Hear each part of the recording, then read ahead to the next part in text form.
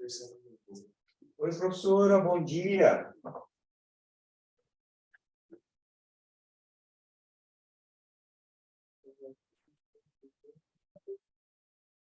Orientadora, pô. Ah, é ela? É, professora do meu paper.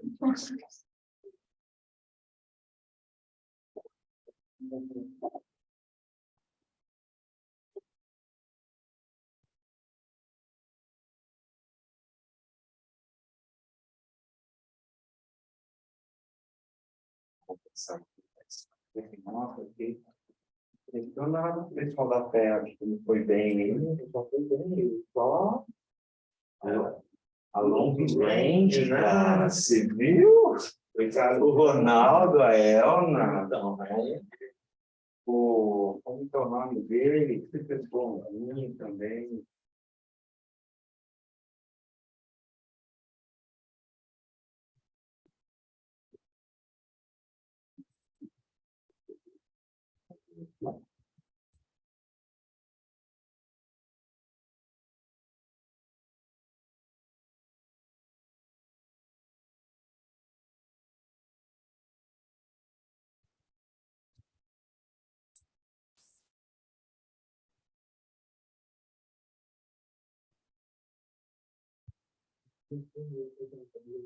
Às vezes, como estou, sério, tá?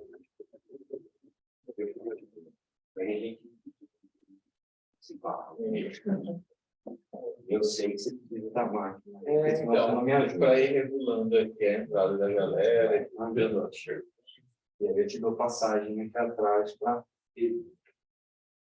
você quer fazer naquele mesmo eu preciso entrar também no Zoom ou não? Não. A gente sai de dois. Vamos sugerir para eles. Eu acho que essa é a melhor ideia, assim, viu? Tá. A gente entra com o vídeo, deixa tudo isso na sua mão aí, né? A entrada, você já deve ter a manha. Aí a gente faz 8 para ter maior controle. Acho que é só questão de realmente não deixar passar muito tempo. Então, um sinalzinho. Eu já baixei as páginas.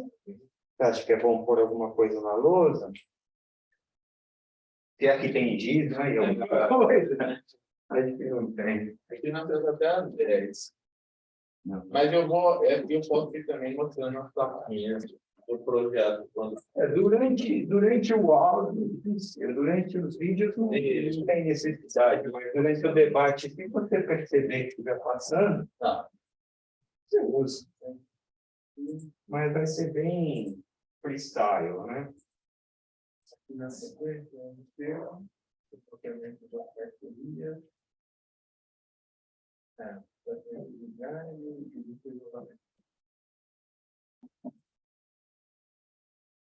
Bom, então, lista de presença.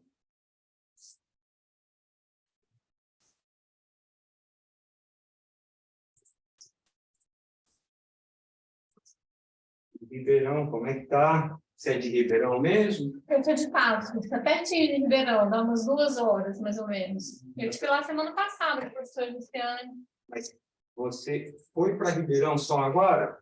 Só agora, Mas porque... você conhece Ribeirão faz tempo. Ah, pouco. Eu falo que eu vou em Ribeirão só para fazer prova. Às vezes que eu fui foi só para fazer Quanto prova. tempo faz que você está lá? Eu estou no 2º ano do doutorado, então eu fiz todas as disciplinas remotas. Eu fui muito, mas morando, vivendo lá. Quanto tempo? Não, quanto tempo você está lá?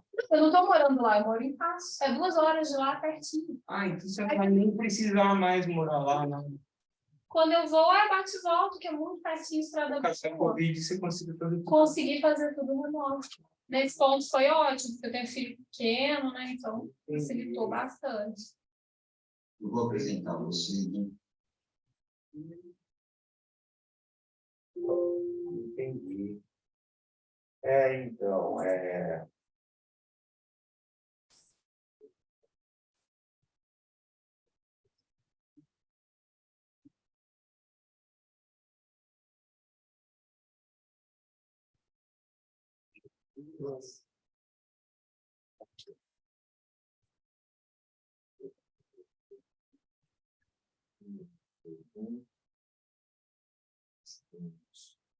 Aqui, Paulo, também. Que é do 1190, né, Paulo? Isso. A sua orientadora vai vir também, virtual? Não, acho que não. Nós temos a professora Adriana.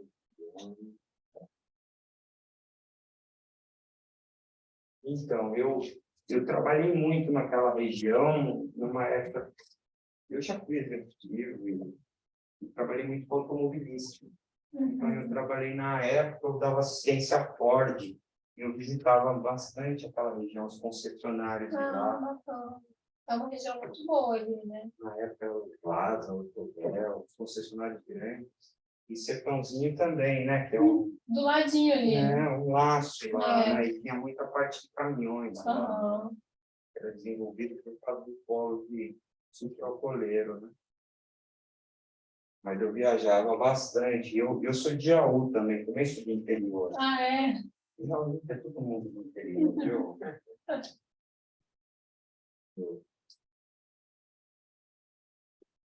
Soube que o Diogo foi um dos premiados aí, um dos finalistas como melhor avaliador do Congresso. Obrigado. Foi inesperado. Mas olha, eu estava tentando com o vereador agora, e tem outro agravante. Eu participei esse ano do IB lá, só que é isso do IB lá. Não, quer dizer, não participei, eu fui avaliador. Daí a gente mandou um trabalho, mas infelizmente o professor não conseguiu. Não sei se você conhece, o professor Mário Gaspar, que estava no Japão. E daí, se ele sair do Japão para ir para Miami, eles não conseguiriam voltar para o Japão, por conta que a entrada no Japão. E daí eu participei do IB e levei um prêmio de revisor. Olha só. Daí no Enampad eu ganhei outro. E agora no CMA, daí eu falei para o meu mentor, isso está criando uma expectativa perigosa. Pois é, agora todos sabem. Não, só isso, porque daí até. E o pessoal tentar. Bom dia aqui. Bom dia, pessoal. Bom dia, professor Fernando. Bom dia, tudo bem? Tudo bem? Tudo bem? Vocês estão escutando tudo bem, a gente? Estamos ouvindo os ruídos aí. Estamos aqui, eu, Rosseto e Gustavo. Estamos com o artigo da Heloísa. A Heloísa não está, mas é o do Eureka, né? Perfeito. Nos ouve bem? Sim, ouvimos bem. Vocês também, né?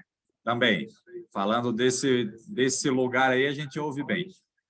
Tá, então essa é uma boa dica. Então é melhor eu me aproximar mais aqui do aparelho que grava, provavelmente. Aí fica ótimo. Isso, então é o que eu vou fazer, tá bom? Perfeito. Obrigado, Diogo. Bom dia. Bom dia, Bom dia, tudo bem? Tudo bem? Bom dia, tudo bem? Toda essa cadeira.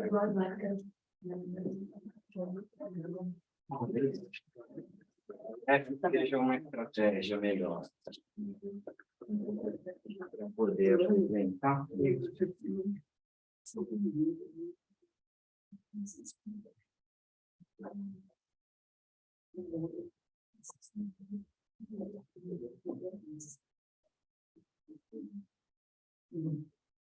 Logo a gente inicia, viu? Ficar do lado de cá, duas telas, bacana. Ficar do lado de cá, melhor. Você é congressista ou vai apresentar? Não, eu vou só acompanhar, eu não tenho sessão agora, só para ver se... Venha mais perto, então. Lembra aquela tomada aqui, Ah, entendi. tomadinha aqui. Absolutamente justificável hoje em dia. Inclusive, deixa eu até E olhar assim, o meu. Tem poucas tomadas, eu observei, então... Você Bom. quer carregar? Não, o meu tem 50% Quer ainda. carregar no computador? Não, Deixa aqui, tá tem tranquilo, um- obrigada. Vou até ver aqui no Google assim, se não tem.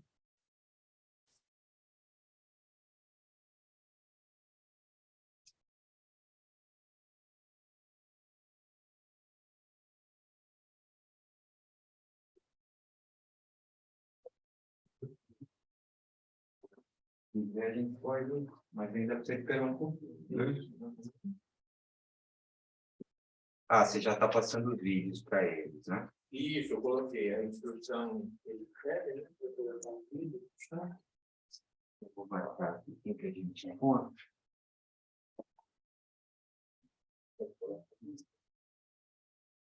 A Paula está aqui. Diana, eu.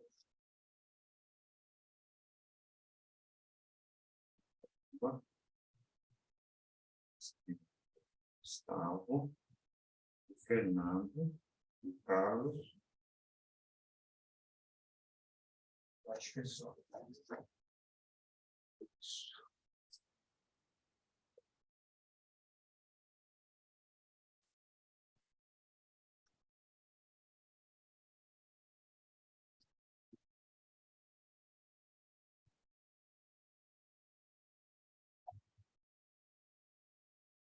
Mas não se preocupa, viu? Eu vi que você respondeu aqui, viu? Ah, isso. É agora que eu vi. Esse negócio de multimídia é meio complicado, né? Ontem deu também um Deu probleminha? brincadeira. Ontem algumas salas da cozinha. Às vezes tem, né? Não depende da gente, né? É comum. Só está faltando o pessoal do... É estratégia aqui, né? Aqui é inovação. Inovação. A área é gestão da inovação, o tema redes, ecossistemas e ambientes de inovação.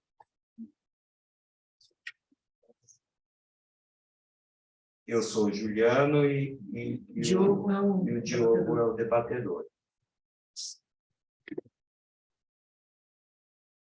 Qual vai ser a ordem que a gente segue, Diogo? Você que manda aí. Isso, a ordem, seguindo a programação, é o seu trabalho, Tá, depois é o trabalho do Meu. Paula, tá. depois é esse trabalho da Heloísa, Eureka,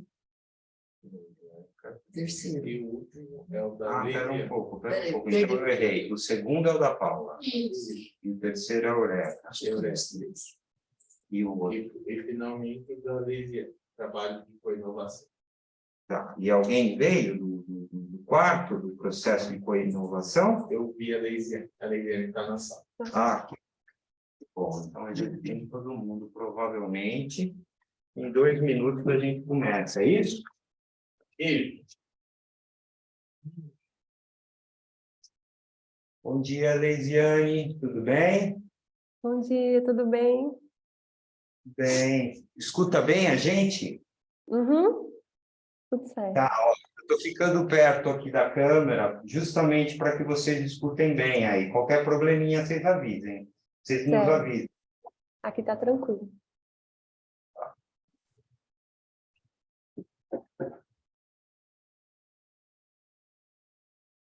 Vocês participaram antes de alguma sessão híbrida? Já. Já? Infelizmente, não. Eu participei só de participei. virtual. Mesma A sua coisa. física é a primeira? É. Eu participei ontem de uma virtual, mas inteira virtual. Vamos começar? Deu a hora? deu nossa hora. Pessoal, bom dia. Tudo bem com vocês? Bom dia, bom dia. Bom dia. Bom, meu nome é Juliano. Eu estou aqui para moderar essa sessão. Eu sou doutorando aqui na FEA, em administração. Eu sou professor assistente na FIA, do mestrado profissional. Eu tenho ao meu lado, aqui como debatedor, o Diogo Barbosa Leite. Para que todos saibam, aí, ó, o Diogo foi avaliado como um dos melhores avaliadores do Congresso, né? Um grande prêmio, né? Ficou entre os 3. Esta sessão é uma sessão da área de inovação, gestão da inovação. O tema é redes, ecossistemas e ambientes de inovação. Né? A gente vai ter 4 trabalhos para essa sessão. A distribuição que a gente está propondo para esses 4 trabalhos apresentarem é a distribuição padrão do Congresso. Isso não é um praxe, ou seja, a gente pode mudar isso se assim a gente achar melhor, mas é recomendável. O que a gente vai fazer e está propondo a fazer é colocar cada um dos vídeos, eu já vou informar quais são os trabalhos, cada um deles terá 8 minutos, nós teremos, então, mais 8 minutos de discussão de cada trabalho em particular, e, ao final, quando terminarmos os 4 trabalhos, a gente terá ainda um tempo remanescente. De quanto tempo? 22 minutos. 22 minutos. Né? O Diogo vai me ajudar um pouquinho a controlar esse tempo, para a gente poder cumprir com isso. Eu vou pedir a colaboração de vocês também para nos ajudar a fazer com que isso aconteça. Eu não quero perder muito tempo aqui na apresentação, né? O estimado são 4 minutos, mas eu só vou dizer para vocês quais são os trabalhos e a ordem de apresentação deles, tá? Bom, o primeiro trabalho a ser apresentado é um trabalho que eu mesmo vou estar apresentando. Eu tenho como coautores a professora Adriana, que está nos acompanhando aqui, o colega de doutorado João Ribeiro, né, da Poli, professor Roberto Marques, também da Poli em produção. E o título é Managing Peer-to-Peer On-Demand Mobility Service Ecosystems to Create Shared Value. O segundo trabalho a ser apresentado vai ser o trabalho de nome Mapeamento das Parcerias Científicas e Tecnológicas do UF-Sul de Minas, uma análise de redes sociais. Quem estará aqui apresentando é a Paula Lopes, e esse trabalho tem coautoria também da professora Gessiane Silveira Porto. O terceiro trabalho a ser apresentado vai ser Eureka, o curto-circuito da criatividade na geração de soluções. Nós vamos ter um vídeo aqui, eu não sei quem exatamente está apresentando no vídeo, mas temos aqui 3 coautores do trabalho, que foi desenvolvido pela Heloísa Rosa, o Fernando César Lenzi, Gustavo Beiling. Tá certo, Gustavo? Isso. Tá certo, é isso aí, Beiling. Perfeito. Vocês estão escutando bem, né? Estamos falando com 7,5. Tá. E Carlos Ricardo Rosseto. E o quarto trabalho é o processo de co-inovação em ecossistemas de inovação, uma meta-síntese de estudos de caso. Quem vai estar apresentando, pelo que eu percebi, é a Leisiane, Maiara Costa Silva, e aí tem a coautoria também da Kelly Carvalho Vieira e do André Grutzmann. Perfeito. Vamos dar início, pessoal? Alguma dúvida? Querem fazer alguma colocação? Sigamos, então. Vamos lá, Diogo. Vamos apresentar o primeiro trabalho. Só faz um teste agora. Quando você colocar o primeiro trabalho, Diogo, vamos ver se eles estão escutando bem. Né? Vamos parar um pouquinho e ver se eles dão um sinal. Trabalho que se chama Managing Peer-to-Peer Vocês estão escutando bem, pessoal? Mobility Services. Cobase Black Friday. As melhores ofertas com até 70% de desconto. Do essencial ao mimo. A nossa... Pessoal, vocês estão escutando bem o vídeo? Sim, estamos. Pode seguir, Diogo. Olá, eu vou apresentar a vocês um trabalho que se chama Managing Peer-to-Peer On-Demand Mobility Service Ecosystems to Create Shared Value. Meu nome é Juliano Pellegrino, sou o primeiro autor desse trabalho e vou apresentá-lo em português. Devido ao desenvolvimento acelerado de tecnologias da informação e mudanças no comportamento do consumidor, modelos de negócio baseados em economia de compartilhamento vêm emergindo mundo afora. Particularmente, modelos de negócio com uma mecânica similar de funcionamento ao da Uber vem emergindo bastante, é neles que esse trabalho está focado. Quando esses modelos de negócio eles atingem uma fase de desenvolvimento madura, eles precisam de uma legitimação sociopolítica. É quando membros desses ecossistemas necessitam internalizar externalidades negativas para prevenir uma regulamentação indesejada e danos de reputação da marca.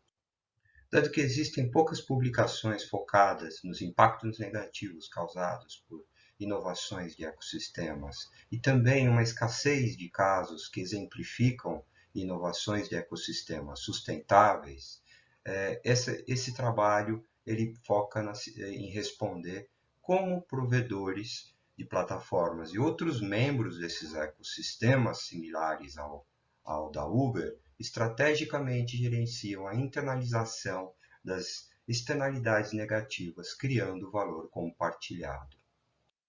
De acordo com a literatura e conforme evidenciado aqui, esses ecossistemas eles podem criar valor econômico, social, ambiental positivo ou negativo, conforme se nota. A interação entre o provedor da plataforma que orquestra esse ecossistema com os membros dessa comunidade do ecossistema, ela provoca algumas externalidades negativas que são percebidas tanto por esses membros dessa comunidade quanto por atores mais periféricos. Esse trabalho ele se inspira em estratégias de criação de valor compartilhado definidas por Porter e Kremer, justamente para verificar de que forma ecossistemas produzem inovação sustentável a partir dessas estratégias. A primeira dessas estratégias ela é a reconceituação de produtos e mercados. A ideia é justamente fazer uma abordagem desviada de mercados mainstream, justamente para atingir mercados marginalizados e novos serviços a partir de inovação. O exemplo que vamos utilizar aqui para ilustrar essa estratégia é da Saluber, uma empresa que opera serviços de viagens relacionadas a pacientes da saúde numa região da Itália, em Campania. O primeiro caso ilustrativo demonstra como a Saluber orquestra os membros do seu ecossistema, demonstrados aqui na primeira coluna, para oferecer 3 serviços. O primeiro deles, um serviço de transporte não emergencial médico baseado em ambulâncias. O segundo dele, um transporte de pessoas com deficiências, tanto para propósitos de saúde quanto para turismo. E o terceiro, a entrega de serviços de home care a domicílio. Bom, a partir dessas interações orquestradas pela Saluber, né, e demonstradas aqui nas figuras, a Saluber e seu ecossistema criam valor compartilhado econômico para esse público-alvo e também social, trazendo melhor bem-estar social a ele. A segunda estratégia é a redefinição da produtividade na cadeia de valor. Ela define de forma vertical, desde upstream até downstream, e a entrega de valor ao cliente, como ecossistemas podem criar valor compartilhado de forma inovadora. O exemplo que vamos ilustrar aqui é o de uma aliança envolvendo e liderado pela 99, que é líder de um ecossistema de serviços de viagem, que se integra a um ecossistema de veículos elétricos. O segundo caso ilustrativo, portanto, integra ecossistemas de serviços de viagens, liderados pela 99, com ecossistemas de veículos elétricos, que fornece veículos elétricos para esse novo ecossistema de forma compartilhada, assim como também energia elétrica e estrutura de abastecimento, para que os clientes da 99 do seu ecossistema possam ter justamente um serviço neutro de CO2, de emissões de CO2. Portanto, o valor compartilhado, criado, ele é ambiental por reduzir essas emissões e também econômico por promover o desenvolvimento de capacidades inovadoras que trazem maior eficiência a essa cadeia.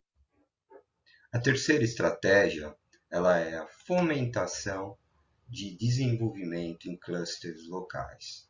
Ela envolve, portanto, uma abordagem horizontal em ecossistemas rivais que competem entre si.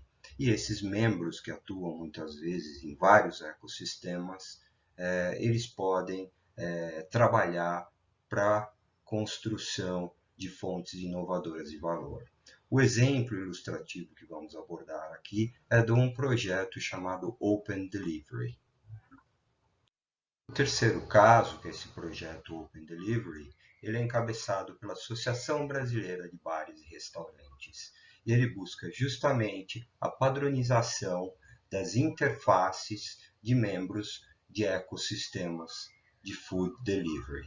Esses ecossistemas que são competidores têm membros que trabalham em vários deles, ou seja, atuam em vários deles. Pois esses membros, de alguma forma e de uma forma conjunta, eles passam a desenvolver uma modularização das interfaces entre eles, justamente ganhando e criando valor compartilhado econômico, tendo maiores ganhos a partir da redução de custos operacionais e administrativos, criando mais empregos e também criação de valor social, uma vez que aumenta a competição entre eles, reduzindo discriminação com alguns clientes e fornecedores. Portanto, concluindo, esses ecossistemas estudados, eles podem criar valor compartilhado tanto pela reconcepção de serviços e mercados, ou seja, buscando um mercado na diagonal, pela redefinição da produtividade na cadeia de valor, portanto, buscando novas formas de produção de valor na vertical, ou pela prospecção de desenvolvimento em clusters locais entre ecossistemas rivais, ou seja, uma estratégia horizontal. As contribuições desse trabalho estão justamente no reenquadramento de um framework que é aplicado à firma, mas nesse caso para ecossistemas, né, para desenvolvimento e inovação sustentável, a apresentação de estratégias também para legitimação de algumas plataformas desse tipo em estágios maduros. Como limitação, pode-se apontar que esse trabalho é um trabalho exploratório e ilustrativo, né? Tem função ilustrativa e falta rigor analítico. E novos estudos eles podem, de alguma forma, direcionar métodos consistentes para medir de forma mais exata as externalidades. Agradecemos a sua atenção e o apoio dos nossos parceiros.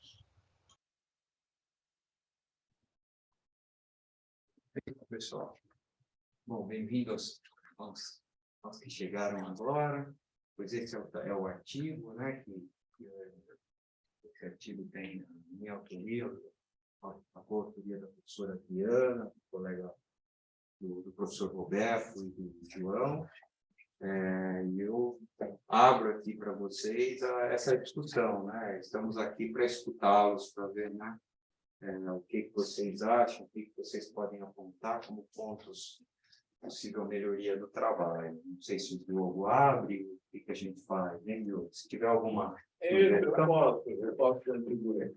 Bom dia a todos. O pessoal consegue me ouvir bem dessa posição? Sim, sim. Bom dia a todos, então, eu me chamo Diogo, sou doutorando no PPGA da SPM, sou professor também no Instituto Federal do Mato Grosso e estou honrado não só em conhecer o pessoal que está participando, como também de ver o Juliano, então, um grato reencontro.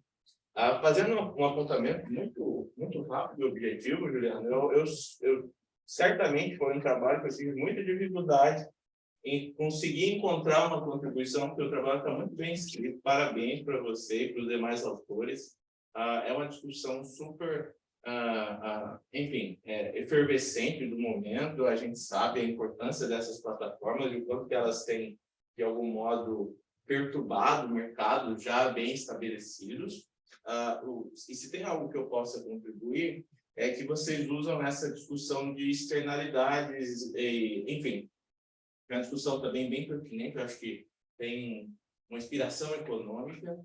Nós tivemos a oportunidade de desenvolver um caso de ensino no qual nós tratamos da Raizen, e usamos a Raizen para abordar como os objetivos de desenvolvimento sustentável estão mudando as práticas de negócios internacionais.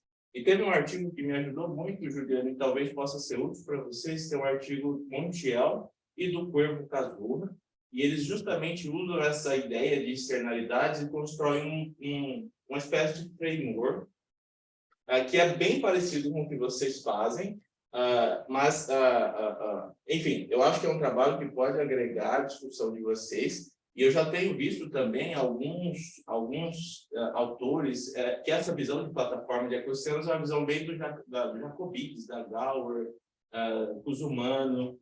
Eu tenho visto um pessoal que traz um conceito de justiça procedural, que é a forma como ator focal e complementadores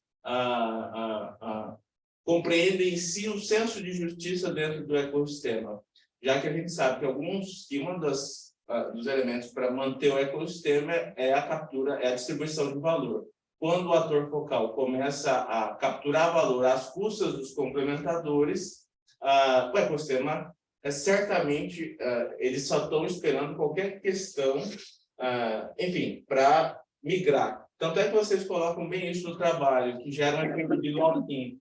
Muitos entregadores, muitos restaurantes estão no ecossistema por um lock-in. Se chegar um ator focal e conseguir oferecer uma justiça procedural, uma justiça distribuída em termos de criação e captura de valor, essa galera sai do ecossistema.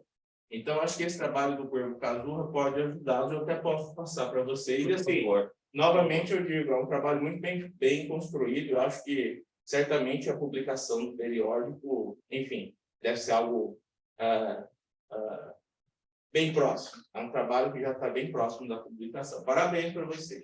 Muito obrigado, Diogo. Excelente, eu vou certamente pegar todas essas referências que você citou aí e a gente está caminhando muito junto, muito em linha com isso que você comentou, né? Um dos trabalhos que realmente serviu de base é um trabalho do Jacobides e outros autores de 2018, né, que fala justamente da modularização, né, e ele serve muito bem, por exemplo, para explicar esse exemplo de nicho que a gente está usando aí, que é essa construção de maior modularização a partir das interfaces. Então, faz total sentido o que você está me dizendo e eu estou muito grato com suas palavras e contribuições. Pessoal, por favor. Falando do pessoal da Universidade de Salvador do Ceará, eu queria... eu não li o trabalho, desculpa. Não. Vou falar uma apresentação, né? Por favor. Talvez um conceito que eu venho usando nos artigos que eu estou escrevendo, da inovação, é o conceito de coevolução. É um conceito que não linha mais neo-schumpeteriana, não sei se os autores são afetos a essa linha, porque eu também não li o trabalho. Mas me parece ser uma aplicação, já que você colocou como sugestão, ter uma parte mais analítica, teórica e mais densa, né, no trabalho, eu acho que a área de coevolução com a distribuição de valor na cadeia produtiva, que eu acho que é uma relação que é meio inédita na literatura, não vejo muitos trabalhos fazendo isso, pode ter um approach de publicação em journals importantes aí no futuro. Então, acho que poderia ser uma abordagem muito interessante para exatamente dar continuidade à pesquisa e na linha que você colocou como sugestão de melhoria no trabalho. A evolução eu olhando para o que vocês fizeram, eu vejo a aplicação desses frameworks de coevolução assim, de forma bastante importante. E aí você pode fazer coevolução de capacidades tecnológicas relacionadas à sustentabilidade. Então, assim, me parece que ela com drivers sobre a distribuição de valor, né, sobre esses outros aspectos, né, que o debatedor vai conversar. Então, acho que pode dar uma turbinada, vamos dizer assim, do ponto de vista teórico do trabalho. Perfeito, não, perfeito. É Samuel? Samuel. Não, excelente. De fato, a questão as dinâmicas de desenvolvimento desses ecossistemas, eles têm fases muito bem marcadas, né? E ter esse foco na relação entre a empresa focal e o complementador e como eles constroem, né, esse processo de evolução tecnológica é realmente algo que vem chamando a atenção e é um foco. Acho que é uma ideia, uma proposta bastante dentro do que a gente estava pensando. Eu agradeço. Obrigado. Como é que estamos de tempo? 1 minuto. Algum comentário, pessoal? Então, bem? Não? Então vamos em frente. Então, para a gente, depois a gente vai ter mais tempo no final para todo mundo comentar. O próximo trabalho, deixa eu só anunciar para vocês aqui. Vamos ver? Agora nós vamos ter o mapeamento das parcerias científicas e tecnológicas do IFSU de Minas, uma análise de redes sociais. Será apresentado pelo vídeo pela própria Paula, certo, Paula? Né? E a Paula Lopes de Oliveira Maia, ela é a primeira autora, ela da FEA lá de Ribeirão Preto, e a professora orientadora dela, a Gessiane Silveira Porto, também lá da FEA de Ribeirão Preto. Vamos em frente, Diogo. Esse estudo é Mapeamento das Parcerias Científicas e Tecnológicas do IFSU de Minas, uma análise de redes sociais. Esse estudo foi elaborado por mim, Paula Lopes de Oliveira Maia, juntamente com a professora Gessiane Silveira. A introdução do estudo, ela aborda a importância da interação entre universidade, indústria e governo, proposta pela Hélice Tríplice, cujos atores se esforçam para favorecer e desenvolver a inovação, especialmente na sociedade do conhecimento. A introdução também contextualiza que tanto a pesquisa científica quanto tecnológica, elas formam a base para o desenvolvimento de inovações e que a Hélice Tríplice ela é um elemento primordial nesse sentido.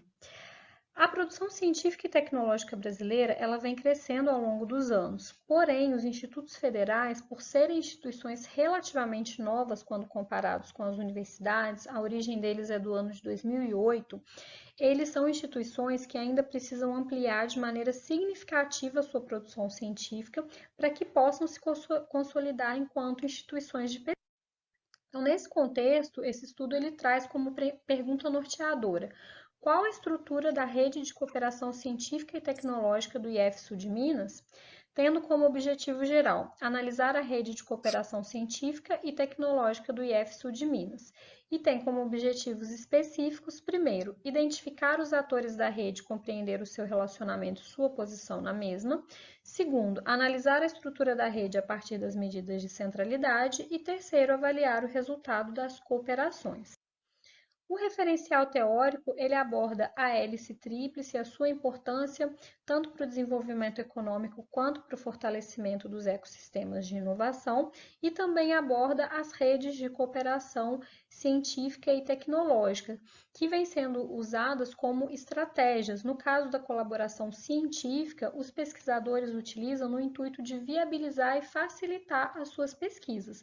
E no caso da cooperação tecnológica, ela permite o desenvolvimento e apreensão do conhecimento de uma maneira mais rápida com um menor custo, atendendo assim as demandas tecnológicas das organizações de uma maneira mais rápida.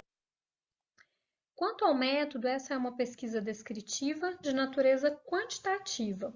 Foi realizada uma pesquisa documental que teve como base artigos coletados no Web of Science para parcerias científicas e informações no SpaceNet para as parcerias tecnológicas. Na busca no Web of Science, retornaram 522 artigos e após a limpeza e organização desses dados no OpenRefine, ficaram 420 artigos para análise. Na busca realizada no SpaceNet, foram encontradas 16 patentes. Após a limpeza e organização das mesmas, ficaram 8 patentes para análise. Esses dados eles foram analisados através da análise de redes sociais, utilizando-se o software Gephi. Sobre os principais resultados encontrados, aqui nós temos uma visão geral da rede de parcerias científicas do IF-Sul de Minas. Observa-se que a espessura das arestas ela é correspondente à frequência das colaborações, ou seja, quanto mais espessa for essa aresta, maior a quantidade de artigos publicados em parceria.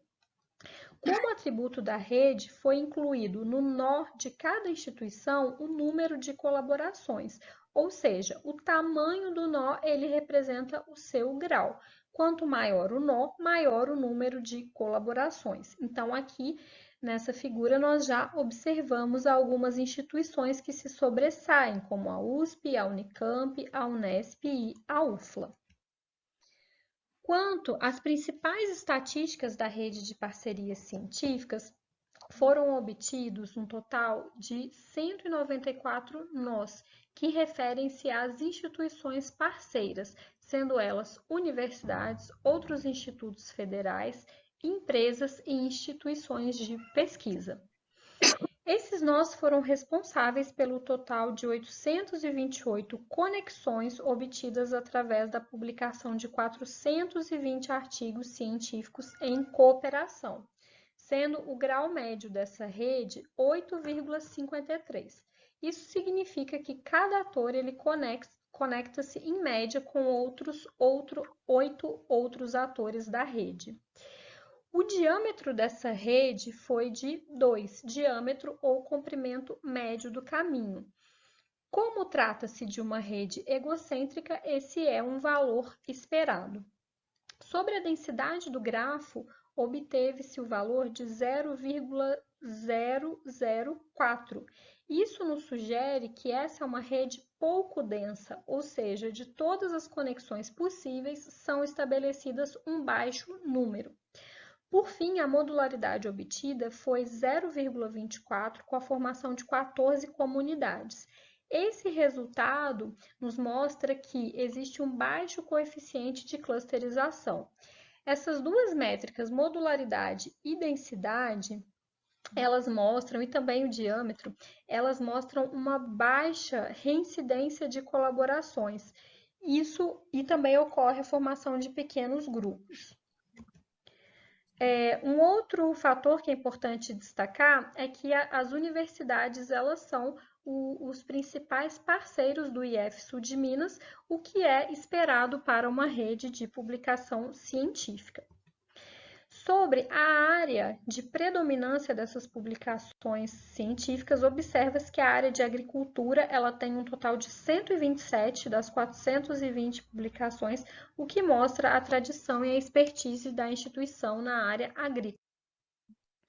Dando seguimento, quanto às principais medidas de centralidade, grau, intermediação e proximidade, observa-se que os atores mais centrais e ativos em colaboração são a USP, a UFLA, a Unicamp e na Unesp, que aparecem nesses 3 rankings como os primeiros colocados. Essas 5 universidades juntas são responsáveis por 28,86% do total de conexões dessa rede. Sobre as parcerias tecnológicas, observa-se que o IF-Sul de Minas ainda se encontra em um grau incipiente, porém, essa rede ela já mostra a existência da hélice tríplice, pois existem parcerias consolidadas com empresas. E observa-se também que houve um crescimento nos anos de 2019 e 2021 no número de depósitos de patentes, o que expressa uma evolução e uma tendência de crescimento. Por fim, também, como principais características das patentes, observa-se que a área agrícola, tecnologias desenvolvidas para a área agrícola, elas também predominam aqui, o que reforça a tradição da instituição nessa área. Conclui-se, então, que embora a rede de colaboração científica possua um número significativo de conexões, ela ainda apresenta uma baixa densidade. Por outro lado, a rede de cooperação tecnológica, ela é incipiente, mas já existe a cooperação empresa-universidade de maneira mais efetiva. Essas são as principais referências. Obrigada pela atenção e um agradecimento ao IF-Sul de Minas. Perfeito. Parabéns, Paula. Parabéns à professora Grace, acho que Gessiane, desculpa. É um trabalho muito interessante, né? Ele traz aí a luz como que a gente resolve essa questão da Open Innovation, e como trazer isso de forma prática, né? Para desenvolvimentos tecnológicos. Eu acho que é um link que precisa ser muito estudado ainda aqui no Brasil. Eu vou abrir agora para o Diogo, ver se ele tem algum comentário, alguma colocação. Sim, parabéns mais uma vez, ótimo trabalho. Também por fazer parte do Instituto Federal, eu me sinto, de algum modo, tentando, à medida que eu vejo o trabalho, eu vou tentando ler e entender, poxa, eu vivencio isso, eu vejo isso acontecendo, então acho que é um assunto pertinente. Assim como eu acredito que a pesquisa que apoia o desenvolvimento dos estudos por serem instituições recentes, que estão em desenvolvimento, ainda são extremamente necessárias. Então, parabéns pela escolha. Em relação ao trabalho, eu também, enfim, assim como o trabalho de Juliana, o trabalho que acredito eu que você até comentou, que é fruto da sua pesquisa doutoral, então isso espelha o desenvolvimento do trabalho. A título mesmo de contribuição, o que eu colocaria, especialmente mirando uma publicação, que eu imagino que é o que você e a professora almejam, é que na introdução fique mais evidente a lacuna. Eu entendo que pesquisar os estudos ou pesquisar qualquer objeto é necessário, mas essa pesquisa, ela ajuda como? A preencher determinado conhecimento a respeito do quê?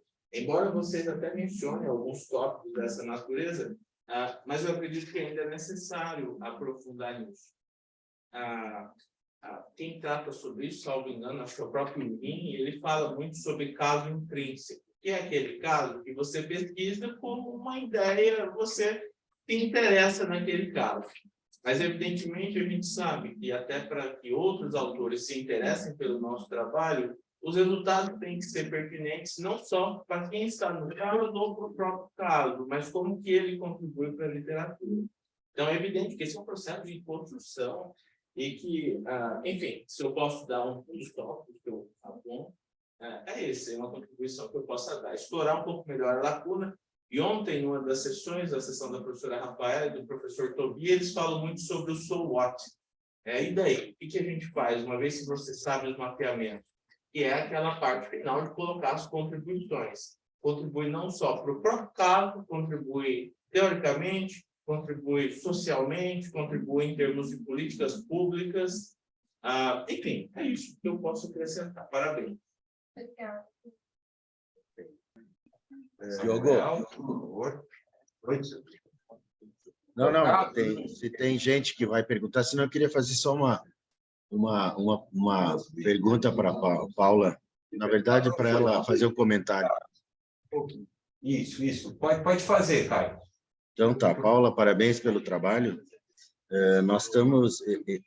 Eu queria só ver se tu, no estudo, tu acabaste verificando a questão, como tu faz, tu tem resultados de cooperações. Nós estamos estudando o ecossistema aqui de inovação catarinense, principalmente Florianópolis, e a doutoranda está trabalhando com relações bilaterais e mutualismo nos atores do ecossistema, tendo a relação, sempre olhando a universidade como o principal agente e verificando quais as relações de cooperação tem resultado para ambos, tá? Que normalmente você tem algumas instituições, alguns atores no ecossistema que são os principais que fornecem, mas não recebem. E nós estamos querendo estudar isso. Tu encontrou alguma coisa nesse sentido? No teu trabalho ou na tese como um todo, depois, alguma coisa de relação, de fala de relação bilateral, de mutualismo entre as organizações, ganha-ganha, no caso, né? Essa era a minha... Na verdade, nesse trabalho, não. Esse foi um trabalho que eu desenvolvi na disciplina de redes, né? Que eu fiz no primeiro semestre, então ele foi bem um recorte mesmo. Mas, em paralelo a esse trabalho, lá no IF Sul de Minas, nós estamos realizando exatamente um mapeamento do ecossistema de inovação. Então, aí, provavelmente, no início do ano que vem, nós vamos ter alguns desses resultados. E aí, eu acho que esse mapeamento também vai casar bem com esse mapeamento da rede, né? Que nós temos. E aí, provavelmente, no início do ano que vem, teremos essa resposta. No momento, ainda não foi um recortezinho bem pequeno mesmo, esse trabalho. Ok, depois eu faço contato contigo. O e-mail acho que tem na apresentação ali, né? Tem lá, pode entrar em contato, sim. Ah, eu faço sim. Obrigado, Paulo. Parabéns. Obrigado, Carlos. Obrigado, Paula. Vamos passar agora ao Samuel. Samuel tem educação. Queria fazer algumas sugestões, se você permite. Claro, por favor. Esse trabalho, eu fazer um trabalho sobre rede de inovação também. Fiz uma coisa parecida na rede com a aluna da gente lá do PGA, na UES, sobre o programa Renorbio, que é o programa de doutoramento em biotecnologia do Nordeste. E eu acho uma coisa interessante, eu fico um pouco incomodado com as redes quando são montadas de pesquisa e de inovação, quando os atores são as instituições e não as pessoas. Eu acho que a rede fica muito mais interessante quando você faz a rede com os agentes, que são os próprios pesquisadores, e você localiza, por uma legenda qualquer, qual instituição que ele pertence. Porque a rede fica muito mais... Você enxerga muito mais a clusterização. E na verdade, o que fazem as redes não são as instituições, né? São as pessoas que compõem essa rede. Então, isso daria muito mais... Não sei se vocês coletaram os dados suficientemente para fazer com essa abordagem. Seria muito mais interessante. E essa estratégia de topologia de rede, né, ela vem perdendo competitividade nas publicações, né? É uma coisa mais corriqueira, digamos assim. Claro, é interessante. Mas se você fizesse essa abordagem mais pessoa a pessoa, você pode, por exemplo, através da abordagem teórica de capital social, por exemplo, ou capital de rede, estabelecer uma relação entre esses agentes e a capacidade de produção científica ou tecnológica que cada um detém, estabelecendo a relação entre indicadores de posição dessa rede, né, desses atores, e o quanto que esses caras com essas diferentes posições podem estabelecer publicações diferentes. Vai ser um volume grande de dados, e aí você vai poder fazer uma análise, uma regressão, relação, sei lá, você imaginar técnica para isso, e daria essa conexão entre a topologia da rede e, de fato, o resultado que eles podem obter. Não sei se o seu doutorado vai numa linha dessa parecida, mas pode ser uma abordagem muito interessante para o trabalho, pode dar um approach legal. Então, assim, eu acho que esse talvez seja uma ideia interessante, usar a teoria de capital social, ou capacidade de rede, e a rede ser montada em cima de atores pesquisadores e pessoas. Inclusive, essa foi uma dúvida, assim, quando a gente estava fazendo o delineamento da pesquisa, porque eu cheguei a coletar as informações dos pesquisadores, se a gente faria, né, a rede pelos pesquisadores ou pelas instituições, e acabamos optando por fazer pelas instituições, mas super bacana a sua sugestão, notei que é possível fazer, porque eu já tenho, né, mapeado, eu já tenho. Obrigada pela sugestão. Não, excelente. Não, excelente. Eu tinha colocado para ela também a ideia de trazer as dinâmicas, né? Também entender como isso tudo está crescendo, né? De novo, a gente falando da evolução, né? Como isso vem evoluindo, né? Como esses clusters vêm se construindo, quais estão tomando velocidade para você entender o que acontece com eles, né? Que não acontece com os outros, né? Também é uma... Tem poucos trabalhos de topologia de rede que fazem análise de dinâmica de rede, porque dá muito trabalho fazer. Tem que entrar os mapas, fazer várias redes diferentes, analisar tudo. Então, o professor da disciplina, ele deu essa ideia, nossa, faz a rede dinâmica, vai ser muito legal, mas eu tinha que pegar Mas bacana, obrigada pela sugestão. Sim, tem tempo. Um minuto. Bem rapidinho, então. Não, pode prosseguir um pouquinho, depois a gente ajusta no final. Bacana, bacana. Eu estou na UNB, eu também estou no mestrado, e eu estou estudando a relação dos institutos de pesquisa com as empresas nesse processo de transferência de tecnologia, né? Que é como fazer a inovação ela virar produto e chegar no mercado.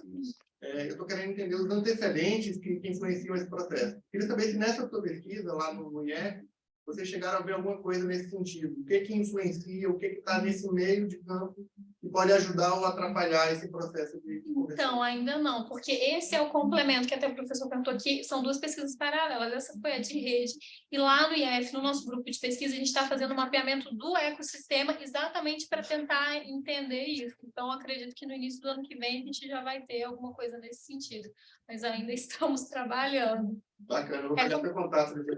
Pode pegar, porque como a gente falou ali, assim, lá no IEF Sul de Minas, nos IEFs de maneira geral, né, principalmente essa questão da inovação, da transferência de tecnologia, é uma coisa que de uns anos bem recentes para cá, não sei se lá no IFMT é assim também, mas lá no nosso caso, de 2017 para cá, é que está realmente começando, você vê, patentes em parceria nós encontramos só 8, né, então é uma coisa que está muito incipiente ainda, mas tem essa tendência de crescer e de consolidar. Então, esse mapeamento, junto com essa pesquisa de redes, a ideia é exatamente essa, a gente entender, né, esse contexto exatamente para a gente poder melhorar essa... Eu trabalho na Embrapa, meu objeto de estudo vai ser a Embrapa. Ai, então, a gente já faz isso há bastante tempo, mas mesmo assim a gente ainda tem dificuldade de encontrar algum processo e fazer essa transferência ser efetiva. Tem um colega da minha sala do doutorado que é da Embrapa também. Eu vou ter que mestrado, pode pegar.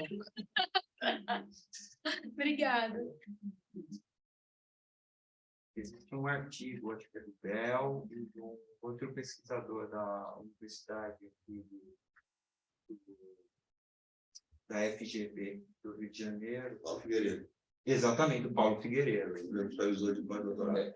Então, ele é um artigo muito interessante que cita justamente esse processo evolutivo dentro de catching up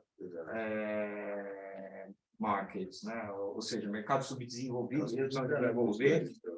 E tem um caso ilustrativo que é a Coreia, né? Que é o desenvolvimento da indústria automobilística, né? Que eles passaram de montadores a Hyundai é o grande exemplo, né? Ela passou de montadora a produtora dos próprios motores. Como é que é o nome dele? Paulo Figueiredo. Eu te passo o artigo depois. Tenho aqui o micro, a gente já pluga aí. Perfeito. Fechou? Vamos lá? Vamos lá, então. Próximo trabalho, só para a gente anunciar aqui, é Eureka, o curto-circuito da criatividade na geração de soluções. Heloísa Rosa, Fernando César Lende, Gustavo Beni, Carlos Ricardo Rosseto, muitos deles aqui com a gente. Vamos lá, vamos em frente, Diogo.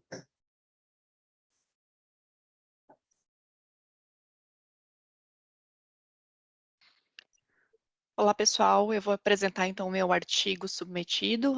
Ele é resultado do meu projeto de tese, que eu finalizei agora no mês de agosto desse ano. Eu trabalhei basicamente sobre o tema de criatividade, né, olhando ela sobre um espectro mais amplo, né, olhando para todo o fenômeno.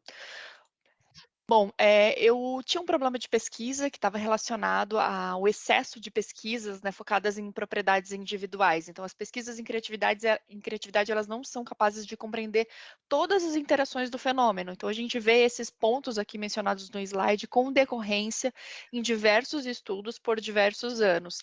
Isso ocorre principalmente, né, conforme os estudos trazem, pela dificuldade que os métodos têm em trazer essa visão integrada, né? Os métodos geralmente focam em questões individuais e a gente não consegue trazer essa visão ampla sobre o fenômeno da criatividade. Então, meu objetivo do estudo é criar um modelo integrativo do sistema de influência da criatividade que represente os elementos ambientais, sociais, cognitivos e suas inter-relações existentes na proposição de uma solução criativa. Para alcançar esse objetivo, eu utilizei um método denominado análise qualitativa interativa, que depende de uma série de protocolos, desde o grupo focal, realização de entrevistas, codificações teóricas, para a gente criar no final um diagrama de um sistema de influência, que é um modelo mental que vai trazer essa visão do fenômeno. Eu conversei com 12 profissionais de publicidade e eu vou trazer um pouquinho sobre cada etapa nos próximos slides, conforme eu vou trazendo a análise.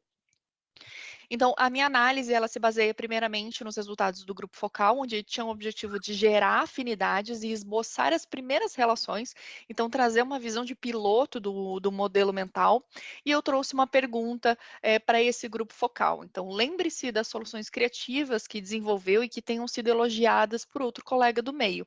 Tente recordar dos momentos que antecederam a geração da ideia conceito. Quais fatores contribuíram para o processo criativo?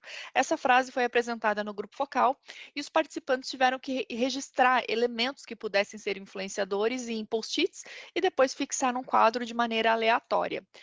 Esse processo foi realizado e a gente chegou em 90 cartões. Esses 90 cartões foram divididos pelos próprios participantes em 6 grandes afinidades através de relações semânticas. Então, eles entenderam quais elementos podiam ter relações mais diretas e agruparam em 6 afinidades que puderam ser nomeadas também. Então, a gente teve mergulho, cenário, setup, mood, break e estímulos. Após isso, após essas configurações, eles tiveram que preencher algumas tabelas de afinidades que o método exige para entender quais afinidades podem ter relação direta ou não. Após isso, a gente trabalhou nas codificações e a gente conseguiu gerar esses diagramas, que são os modelos mentais. Essa é uma visão inicial que a gente consegue perceber é que elementos sociais, elementos externos, na verdade, eles acabam exercendo uma maior influência sobre elementos internos, como setup, mergulho, esses são elementos mais internos do indivíduo. Essa é uma primeira visão. O método afirma que conforme a gente vai trabalhando nessas verbalizações nas entrevistas, os participantes vão se sentindo mais confortáveis e mais consistentes na determinação dessas influências. Então, a gente parte para as entrevistas, que tem um objetivo de aprofundar essas afinidades, trazer conceitos mais claros do que elas significam e refinar essas relações. Então, a gente teve aí 12 entrevistas, com cerca de 6 horas, né, de duração ao total, né, todas as entrevistas. Então, a gente trouxe algumas perguntas para entender o que a afinidade significa, a importância da afinidade e como que existem as relações, né, como são percebidas as relações através do preenchimento das tabelas de afinidade.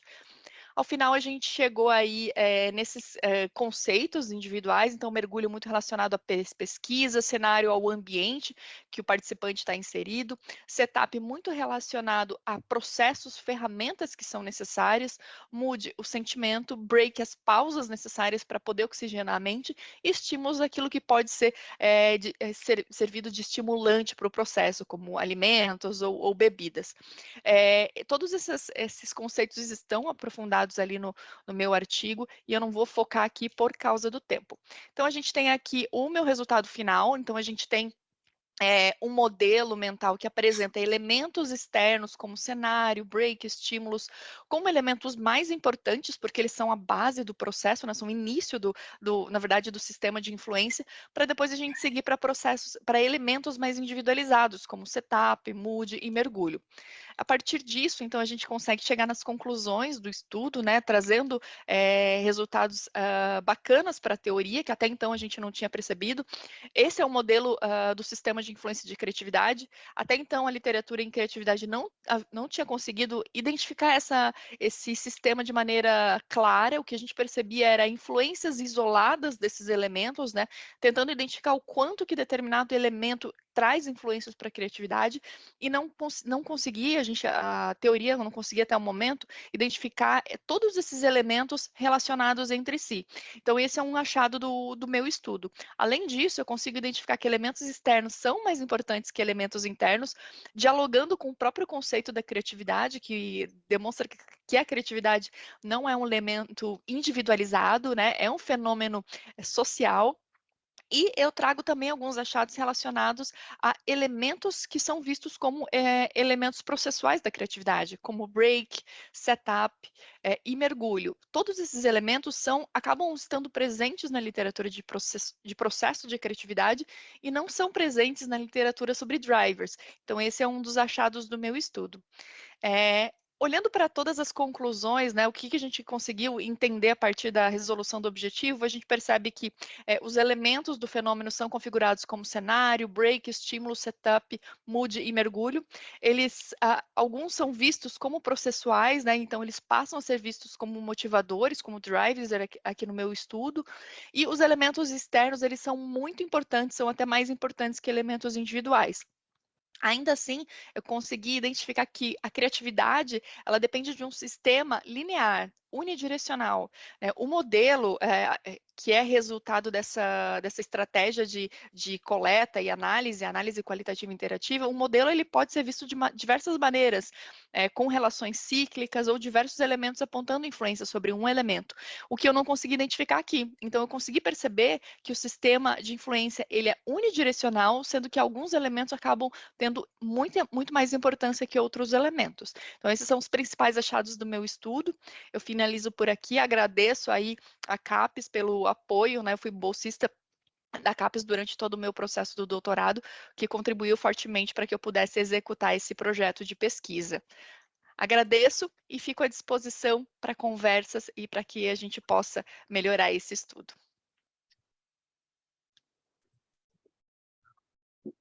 Olá, pessoal. Bom, em primeiro lugar, parabéns, né, aos autores. Um trabalho muito interessante, oferece uma perspectiva bastante diferente, muito mais sistêmica, né, de todo o processo criativo. Eu me interessei bastante também por ele. Eu vou abrir a discussão agora, passando ao Diogo, e depois a gente já abre a todos os outros também. Por favor. Bom dia, professor Fernando, Gustavo, Ricardo. Parabéns pelo trabalho, também, assim como os demais, é um trabalho muito bem escrito, muito bem articulado. Eu acho que é uma discussão muito interessante também. À medida que eu fui lendo, eu me lembrei bastante daquele artigo do Hoskinson e colegas, que é um artigo que fala sobre como que a gestão estratégica evoluiu ao longo do tempo. Ele fala que isso imita um pêndulo, que hora você olha para dentro, hora você olha para fora da organização. E vocês trazem essa discussão, que a criatividade tem sido discutida, ora muito focada no indivíduo, trazendo resultados muito dispersos, ora olhando no ambiente, que falta uma coisa integrativa, que é justamente o que o trabalho se propõe a contribuir. Então, isso é bem pertinente. Eu acho que há uma lacuna que vocês demonstram e que o trabalho, de algum modo, busca apoiar, ajudar a evolução do conhecimento nesse sentido. A minha colocação é bem simples, é bem rápida. A primeira é que vocês mencionam em algum ponto que vocês, salvo engano, convidaram 20 participantes, dos quais 12 aceitaram participar da pesquisa. A questão que eu coloco é se vocês chegaram, em algum modo, no tipo de saturação, evidentemente, se esses 12 profissionais foram suficientes, enfim. O segundo ponto, que também é bem específico, é que vocês utilizam a IKEA. Eu já tinha ouvido falar dessa eu vou chamar de metodologia, me corrijam se eu estiver errado. Salvo engano, é uma metodologia que tem sido... está crescendo no nosso país, inclusive acho que a Silvia, Juliana, tem um trabalho na RAEP publicado sobre a metodologia, inclusive ela é citada de Tommaso e não me lembro o outro autor. E eu gostaria, se vocês pudessem falar um pouco mais sobre a metodologia e por que vocês utilizaram a IKEA, e se faz sentido essa pergunta, ao invés do Delphi, que é também um método de consensamento, né, no qual você tenta estabelecer um consenso de autores. Bom, Diogo, eu vou responder aqui. A Heloísa foi orientada pelo professor Lenzi, né? E o professor Rossetto colaboramos aí com o processo, mas eu também desenvolvi a minha tese com a IKEA e orientada também pelo professor Lenzi e pelo professor Rossetto. Então, é um método que nós buscamos da educação, na área da educação, e trouxemos, num primeiro momento, para o estudo de empreendedorismo, e entendemos que no problema de pesquisa da Heloísa ele se adequava. Então, ele é um método que visa, como você falou, buscar um consenso entre os participantes, e ele tem como característica justamente a lacuna de pesquisa que a Heloísa identificou, que era a falta de um sistema integrado para explicar o processo criativo.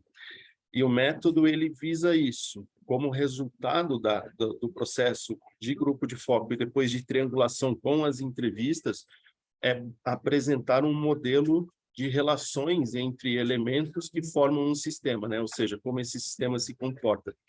no caso dos resultados aqui que a Heloísa apresentou, ele se comportou como um curto-circuito, né? Uma linha com começo, meio e fim. Então, a IKEA é um método que a gente tem empregado para problemas dessa natureza, que visam descrever como um fenômeno se comporta de maneira sistêmica, né? Nós vamos colocar aqui no link, se vocês permitirem, no chat, o link para um artigo que nós temos também publicado na RAC, que é um guia de utilização do método. Para quem tiver interesse, a gente fica também à disposição para quem quiser sempre conversar sobre o método aí. É um método bem interessante para esse tipo de problema de pesquisa. Os 12, as 12. Ah, tá. Você perguntou também dos 12 a 20 participantes convidados e 12, né? Esse sempre é um problema de gente reunir pessoas para grupo de foco. Então, nós fizemos isso com uma parceria do curso de Publicidade e Propaganda da FURB, que é a Universidade Regional de Blumenau, e esses 20 publicitários foram convidados para uma sessão de focus group que começava às 7 da noite, e a gente sempre tem essa quebra, né, invariavelmente. Então, é sempre bom trabalhar com uma margem de segurança. O método, os autores que criaram o método, eles citam a necessidade de trabalhar com 12 a 20 participantes.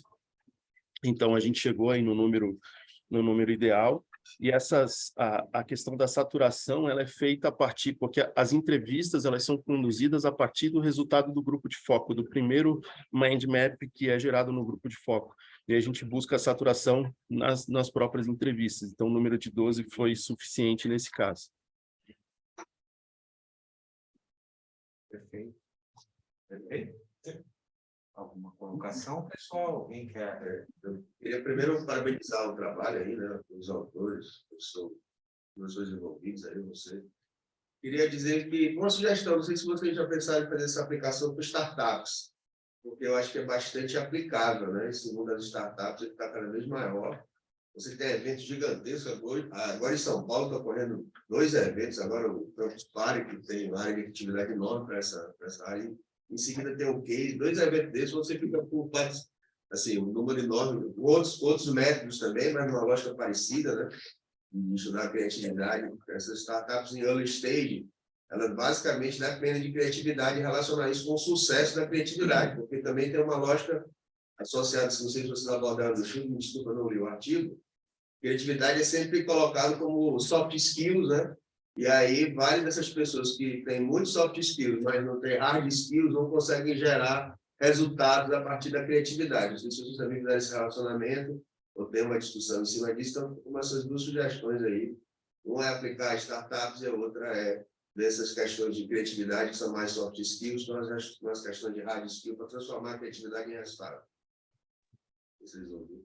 Não, excelente, bom dia, né? Excelente sugestão. A gente tem trabalhado com o método constantemente aí.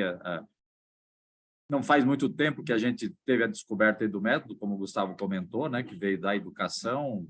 A gente tem procurado adaptar o máximo possível. Tivemos algumas pesquisas lá no nosso programa já utilizando o método. E certamente o ambiente de startup, até porque Santa Catarina, onde a gente tem a Univale, a universidade que a gente representa, tem um conjunto muito grande desse segmento, né? E o próprio Rosseto tem trabalhado fortemente aí com alguns alunos nessa temática, com esse campo de pesquisa, e é nosso interesse, além do tema criatividade, outros temas, né? Com a metodologia dentro de um campo de startup. Até agradecemos aí a sugestão e realmente vamos incentivar mais esse caminho lá dos nossos doutorandos, principalmente, né? Até porque é uma metodologia que a gente tem discutido muito, né? Para um mestrando, ela é um pouco densa, no sentido até do tempo de aplicação, da maturidade, do tempo de imersão que o mestrando precisaria para fazer. O doutorando, em 4 anos, ele consegue absorver melhor, né? Ter uma maturidade de pesquisa melhor, já como um pressuposto aí para uma pré-condição, para que depois aplique a pesquisa, que, apesar de trabalhosa, né? Traz um resultado aí efetivo também nos resultados. Lenzi, importante salientar, né, na linha da pergunta, ou a ideia que a gente tem das microcervejarias, né? Que está surgindo também um interesse forte a partir do projeto que nós estamos desenvolvendo, né? E estudar as microcervejarias, e nós já temos o público-alvo, com o interesse de de um produtor de cerveja em Caxias do Sul. Então, aí também talvez tenha uma oportunidade aí de trabalhar, talvez com inovação. Estamos pensando nessa possibilidade. Professores, só vou fazer uma colocação, mas aí depois, se vocês quiserem comentar, vamos deixar para o final, vocês comentam, tá? Mas eu anotei algumas coisas também, talvez possa ser útil. Em primeiro lugar, vou pedir para o Gustavo depois passar o link do artigo, né, que referencia o método, depois no chat aí para a gente. Achei interessante. Já está postado até ali. Perfeito. Bom, rapidamente, os termos que vocês usaram, né, sobre as afinidades, né, que geram o processo, eu achei que poderiam estar todos em português. Nem todos os leitores eles têm a mesma fluência em inglês, né? Então, no momento de passá-los, né, é muito bom tê-los todos de uma maneira que seja inteligível naturalmente a todos. A segunda questão que eu achei que era interessante vocês colocarem talvez colocar a definição deles um pouco antes, né, para que se tenha já o esclarecimento, e talvez reforçar um critério para definição comum a todos, para tornar muito mais simples a leitura. E o terceiro ponto, eu estou falando bem rápido, porque a gente vai ter que passar para o outro artigo, mas eu achei também interessante que vocês poderiam fazer as referências, em alguns pontos, elas estão um pouco excessivas. Se vocês puderem ter um pouquinho mais de parcimônia, verificar essas referências, porque elas custaram quase 30% do artigo, né? Isso que elas estão todas sem espaço, né, no final. Então, precisa de um pouquinho mais de parcimônia, pegar os principais, terminais e mais atuais. É só isso, pessoal. Depois vocês comentam, tá bem? Mais uma vez, obrigado. Vamos lá, a gente vai passar agora ao trabalho, o processo de co-inovação em ecossistemas de inovação, uma meta-síntese de estudos de caso, pelo que eu percebi, é a Leisiane Maiara Costa Silva que vai apresentar, e você está aqui? Tá. Kelly Carvalho Vieira, André Grutzmann. Vamos lá.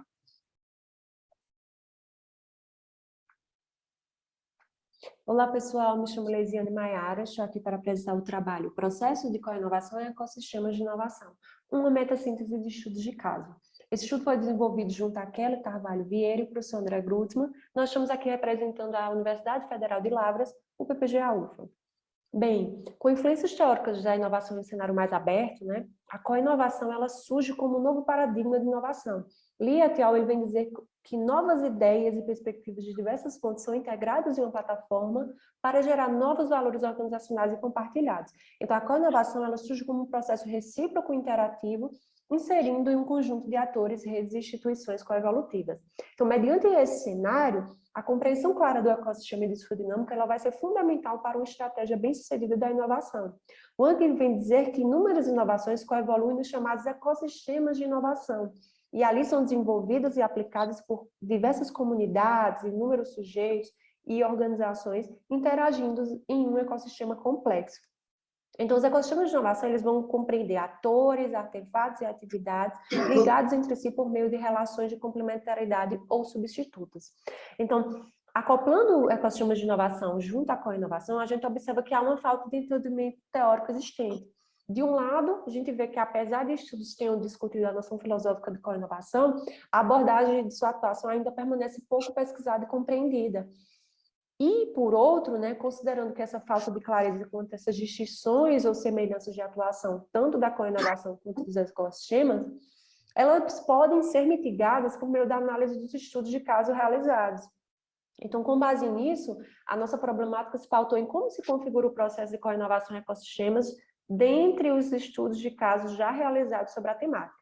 Então, nosso objetivo foi sintetizar os estudos de caso primário a fim de caracterizar a ligação entre o processo de co-inovação e os ecossistemas de inovação, destacando a configuração do processo mediante as duas perspectivas e os elementos de intersecção dessa atuação. Nosso arcabouço teórico, né, a gente traz aí o início, uma análise sobre os pressupostos teóricos e conceituais da co-inovação, abordando aí o novo conceito da co-inovação, as conceituações principais, a plataforma em si, né, os caminhos para a criação de valor, e depois a gente adentra nos ecossistemas de inovação e o processo co-inovativo, trazendo aí a lógica dos ecossistemas, o ecossistema dependente de atores, dos seus relacionamentos, e a questão da relação com a co-inovação, principalmente diante de uma perspectiva de colaboração interorganizacional para a sustentabilidade. A metodologia, né, nós baseamos em uma meta-síntese segundo o né, que a gente vai trazer a sintetização de estudos de casos qualitativos primários. Nós utilizamos duas questões de pesquisa. A primeira, como se configura o processo de co-inovação em EIS mediante as duas perspectivas. E a segunda pergunta, quais os elementos de intersecção de atuação da co-inovação em EIS, nos ecossistemas, no caso. Então, nossa coleta de dados foi na base Scopus, Web of Science e a EBSCO. Utilizamos a estudo de busca que vocês podem observar. Aqui ao lado está todo o framework de coleta de dados. Então, as 3 bases geraram 110 estudos encontrados. Nós acrescentamos estudos de casos, já que era, né, tem que ser condizente com a metodologia que a gente estava utilizando. Depois nós fizemos o refinamento por artigos e conference papers, né, os artigos de congressos, onde foram excluídos 6 estudos. Depois nós fizemos a leitura dos títulos e resumos, onde foram excluídos 36 estudos. E após isso nós fizemos a leitura dos estudos na íntegra, onde foram excluídos 14 estudos, totalizando 5 estudos para a metassíntese. O tratamento nós utilizamos o software Mendeley, né, o gerenciador de bibliografias, e o Atlas TI para justamente fazer a análise. A análise dos dados nós consideramos RUM, que a gente está utilizando como base, então nós analisamos com base nas redes causais feitas a partir do cruzamento dos estudos. Aqui, ao lado, nós podemos observar os estudos que foram selecionados. Então, esses estudos eles foram codificados mediante 175 citações e 26 códigos. Dentre esses códigos, 28 links foram estabelecidos e 3 redes foram criadas. Nos resultados, eu trouxe já as redes para a gente focar bem, que elas identificam bem os resultados da pesquisa. Então, aqui nós trazemos a perspectiva da co-inovação. Na co-inovação, ela vai se referir ao desenvolvimento em si da co-inovação, né? Justamente as atividades, em como essas atividades de fato ocorrem dentro de um contexto de sua aplicabilidade. Então, o que é que vai envolver aqui? A implementação, né, em termos de diretrizes e espaços criados, e os seus estágios aí que vai envolver a co-descoberta, a co-criação de valor, co-entrega, co-captura. A próxima rede foi a rede perante a perspectiva do ecossistema. Então, aqui, vamos apresentar a abordagem para a estrutura, suas relações e as tendências de inovação nesse processo. Então, o que é que vai envolver? A arquitetura e seu desenvolvimento quanto aos novos tipos de inovação. Então, vão ser discutido aí a inovação social, inovação tecnológica, inovação sustentável, inovação primária, que foram surgidos a partir dos estudos. E os níveis dos ecossistemas em seu sentido micro, meso, macro e meta. A próxima rede é justamente a rede perante a perspectiva central. Então, essa rede aqui vão ser os elementos que vão dialogar com as perspectivas tanto da co-inovação quanto do ecossistema. Então, o foco aqui se pauta na discussão dos elementos considerados relevantes para a prática de ambos dentro dessa atuação multilateral. Então, o que é que vai envolver nessa rede central? As estratégias auto-organizacionais e interorganizacionais e os recursos e capacidades como parte ali desse processo. Esses dois, eles vão estar associados ao ambiente competitivo, né, no qual atuam uma diversidade de atores e instituições que vão ali promover parcerias e colaborações e estimular ali o papel da governança e da liderança. Bom, como conclusão, né, a gente conclui que diante desse cenário evolutivo da co-inovação, os ecossistemas têm surgido como ambientes de desenvolvimento do processo co-inovativo. Essas 3 perspectivas, né, tanto da co-inovação, dos ecossistemas e de ambos, elas vêm trazer, né, a atuação da co-inovação que vai agregar em magnitude de processos, etapas e circunstâncias, né, tanto perante a sua implementação, quanto no ecossistema em si, e sobretudo nos elementos que vão dialogar com ambos. As contribuições desses estudos se pautam no fortalecimento da literatura de inovação e ecossistemas de inovação e, sobretudo, um suporte na consolidação, né, dessas abordagens do paradigma de co-inovação, uma vez que a gente está lidando aí com o termo em evolução. Como limitações, né, a gente aponta que o foco apenas nas características gerais, né, então a gente não explorou setores específicos, o que a gente sugere como futura investigação, a investigação do fenômeno em um contexto mais setorial, né, diante aí desse cenário. As referências aqui principais que nós utilizamos, e meu muito obrigada. Parabéns, Leisiane, parabéns aos autores, né? Muito obrigado pela apresentação, pela contribuição. Eu vou seguir o rito aqui, vou passar ao Diogo, né? Para ele fazer alguns comentários e perguntar para todos, tá bem? Oi, Leisiane, bom dia. Vou sentar aqui, que daí você me vê também. Olá, bom dia, tudo bem? Tudo bem? Prazer, parabéns pelo trabalho. É um trabalho que se vê um esforço dos autores em demonstrar os resultados da metassíntese. Eu acho que é um trabalho que tem resultados muito ricos. Mas eu vou fazer algumas contribuições pontuais contigo. E, evidentemente, até por conta do tempo, talvez eu não consiga colocar todas, até para que os outros possam também fazer as suas contribuições. Mas eu fico à disposição, enfim. Posso colocar meu contato e, se futuramente você achar pertinente, conte comigo. Eu tive a oportunidade de fazer aqui na FEA uma disciplina do professor Leonardo, que é um professor, é um grande orgulho brasileiro, que é hoje uma das cabeças que pensam o destino da pesquisa de ecossistemas. Eu sinto falta no trabalho de encontrá-lo. Todos nós sabemos que os pesquisadores de ecossistemas hoje são desafiados a um campo extremamente fragmentado.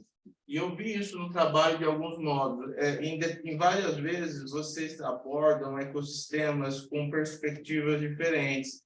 Vocês comentam ecossistemas como um contexto, como um espaço. E eu senti que o trabalho ele caminha para a interpretação de ecossistemas como uma estrutura de alinhamento, que é a visão bem do Adner, de 2017, que é a visão também que o professor trabalha. E eu fiquei pensando, será que nesse processo de coleta de trabalhos não entraram trabalhos que compreendem ecossistemas, a exemplo da visão de territórios? Eu fiquei com essa percepção por conta dos resultados. Além disso, eu confesso que o trabalho de vocês me fez pensar muito. Eu refleti muito sobre em que medida será que não há uma sobreposição ou uma redundância entre co-inovação e ecossistemas. Além disso, eu também fiquei pensando, vocês abordam isso, mas eu acho que vocês precisam justificar um pouco melhor. Por que vocês não utilizaram inovação aberta? Em que medida que essa cocriação aparece no trabalho? Quando que ela se distingue? Porque eu tive uma certa dificuldade também em fazer essa distinção, até por conta da abordagem que vocês seguem. Para mim, há muita sobreposição. E, de alguma medida, isso pode criar para vocês alguma dificuldade em explicar as escolhas que vocês fizeram em relação ao trabalho. E só para fechar a minha fala, eu acho que toda a metassíntese é interessante que ela finalize com proposições. Eu senti falta também, eu acho que é uma coisa que vocês podem abordar. Assim como também, Leisiane, o trabalho de vocês é um trabalho bastante denso. Vocês trazem muitos conceitos. E eu fiquei pensando, acho que há necessidade de uma articulação maior. O que eu posso recomendar é, por exemplo, o trabalho do professor Leonardo publicou recentemente um trabalho de Managing Ecosystems oh, meu Deus, esqueci o nome do periódico, mas eu posso colocar ali. É naquele centro Technological Forecasting and Society Change. Exatamente. Lá ele coloca, Leisiane, uma série de atributos dos ecossistemas, que ele considera, olha, esses são atributos necessários para manter uma estrutura de alinhamento, e esses são atributos complementares. E vocês sugerem uma rede causal. Vocês pegam esses 5 artigos e criam... eu percebo que é algo bem parecido, esses atributos.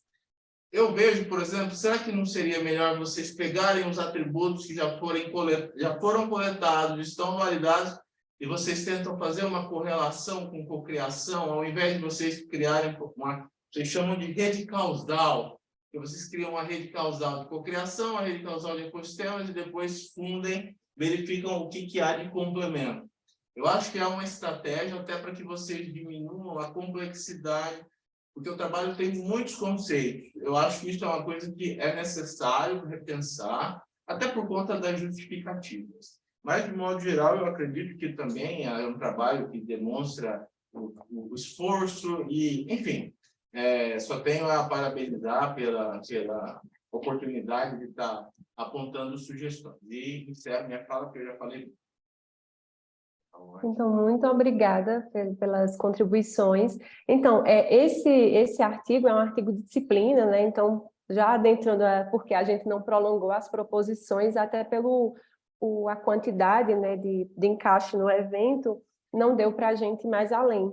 E com relação a essa abordagem de co-inovação e não inovação aberta, é que a gente quis justamente discutir isso na literatura, porque co-inovação ela surge como um novo paradigma da inovação aberta. Então, Lee, que é um dos autores de base que a gente usa, ele fala que há um movimento sequencial da inovação fechada, inovação colaborativa, inovação aberta e hoje co-inovação. Então, a gente até quis discutir isso um pouco, tanto que o próprio resultado de pesquisa, né, que a gente vai ver, gerou só 5, né? A gente discutiu 5, então, assim, em termos em si, são poucos estudos para a gente fazer uma análise mais robusta. Só que isso até reflete o próprio andamento, né, teórico desse termo, né, desse novo paradigma em si, e considerando, né, que foi um artigo de disciplina, a gente está até evoluindo com relação a isso, a gente está fazendo outro estudo que a gente traz justamente uma revisão integrativa entre esse contexto de co-inovação, inovação aberta, e a gente está discutindo realmente se é um novo paradigma ou não, ou se é só aquela questão que a gente vê muito de reinventar a roda, né, de novos conceitos que vão ali sendo lançados, mas na realidade está falando de um conceito que já existe, então a gente já está explorando mais essa questão. Não sei se eu respondi tudo, mas muito obrigada pelas contribuições. Eu vou querer o trabalho, se você puder inserir no chat do professor Leonardo, será muito bem válido. Eu reforço aqui, eu acho muito importante esses comentários que o Diogo fez. Se tem um professor que eu aprendi muito ou mais aqui, e é o professor que foi premiado semana passada na USP, de jovens cientistas de toda a USP, é o professor Leonardo. A disciplina dele de ecossistemas, inclusive, foca, e ela desenvolve e demonstra, né, algumas tipologias também de ecossistemas, que já está mais na ciência aberta, ecossistemas de inovação, ecossistemas de empreendedorismo, e diferencia, né, um dos papers faz isso, e isso abre umas avenidas muito importantes, né? E esse artigo que o Diogo comentou é um artigo muito importante. Por favor, Samuel. Parabenizar os autores do trabalho, muito interessante. Queria fazer uma adenda à discussão do Diogo.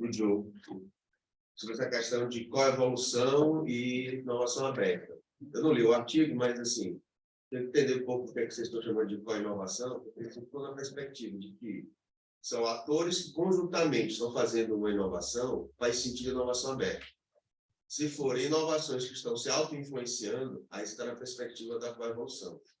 Então, assim, acho que talvez essa definição do campo da conexão, exatamente onde está o conceito de inovação que está sendo usado, quando eu li o artigo, eu posso estabelecer. Me parece também que essa abordagem de redes causais ficou quase parecido com uma proposta de um framework de processo com construtos para criar isso. Então, assim, eu não sei se também esse aspecto da rede, não sei como é que o trabalho foi exatamente desenvolvido, mas talvez fosse uma coisa para pensar numa tecnologia que talvez não fosse rede necessariamente, né? Porque aquilo ali me parece mais um processo de desenvolvimento da co-inovação. Então, também eu não li, não sei se isso faz sentido. Não, perfeito, perfeito. Acho que os comentários do Samuel foi muito em linha com o Diogo e complementa. Você quer fazer algum comentário, Leisiane? Então, ela vai, né, nessa vertente de coevolução realmente, e um dos pontos principais que os autores discutem dessa diferença da co-inovação para a inovação aberta, nessa evolução, é que ela existe muito por meio da plataforma. Então, a gente vai discutir aí o crowdsourcing, né, a evolução das tecnologias de informação e comunicação. Então, eles eles se embasam muito nesse novo cenário coevolutivo. Eu vou aproveitar rapidamente, vou fazer uns comentários também, só para a gente fechar esse assunto, também sobre estrutura, para você buscar uma publicação, né? Acho que você precisa realmente dar uma olhadinha na forma de elaboração da lacuna, que você citou alguns artigos que, para esse campo, que é um campo extremamente emergente, eles já são antigos até. E precisa rever se eles realmente respaldam, né? A gente percebeu que é um campo extremamente emergente, um dos mais emergentes, né? Ecossistemas de inovação. E o artigo mais recente que você usou na lacuna era 2018. Então, dá uma olhadinha se você consegue reforçar essa lacuna com artigos mais recentes para reforçar a necessidade de cumprimento. E a outra questão é a revisão toda, ela tem 5 artigos, né? Ela precisaria de uma massa crítica um pouco maior. E um dos artigos é um artigo de conferências, né? E isso também pode levar a algum tipo de discussão de que faltaria consistência para essa consolidação, né, que você faz de todo esse material, né? Então, acho interessante, é um caminho muito legal e tem que persistir. Eu acho que aqui todas as colocações são realmente para você seguir em frente e conseguir desenvolver o seu trabalho. Parabéns, tá? Eu agradeço, pessoal. Anotei aqui as contribuições, muito válidas. Obrigada. Perfeito. Bom, pessoal, agora o tempo é aberto, né? Eu queria deixar um pouco a vocês livre, se vocês querem fazer algum comentário sobre algum artigo em específico, se vocês querem discutir a relação entre os artigos da sessão, eu queria deixar bem aberto, mas eu estou achando muito interessante essa oportunidade com vocês. Realmente foi uma discussão muito profunda, né?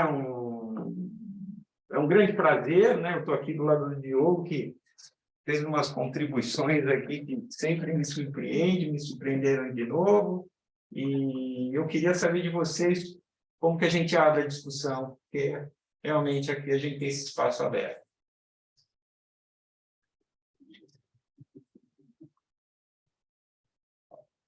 Querem comentar alguma coisa? Eu não dei tempo, por exemplo, ao Gustavo, né, e ao Fernando César, dos comentários que eu havia feito, né, do artigo deles, e um outro comentário que eu colocaria, isso mais por uma questão de generalização, é que o trabalho de vocês estava focado em profissionais da publicidade, né? E aí vem aquela pergunta, será que o processo criativo de outras áreas funcionaria da mesma forma, né? Eu pensei, por exemplo, engenheiros seguiriam a mesma forma, por quê? Porque publicidade é comunicação, né? Ela tem uma especificidade muito importante, né? Então, sempre virá um pouco essa discussão da generalização, algo só para vocês terem em mente, né? De que pode auxiliar alguma discussão. Legal, legal, Juliana. Sim, aquela observação que fizesses antes a respeito do nome das categorias, né, que o método chama de afinidades, mas o que a Luísa apresentou ali como afinidades, na verdade, são categorias para estudos qualinormais, né, convencionais. Esses nomes, eles vêm do campo. Na verdade, o trabalho, né, a gente não conseguiu ali no vídeo explicar todo o processo do método em detalhes, mas o método ele é totalmente indutivo, a gente não parte de categorias pré-estabelecidas, né? É o campo que forma aqueles cartões que são agrupados e os participantes dão os nomes às categorias, e depois a gente vai à teoria para verificar onde que isso se encaixa, com que se adequa.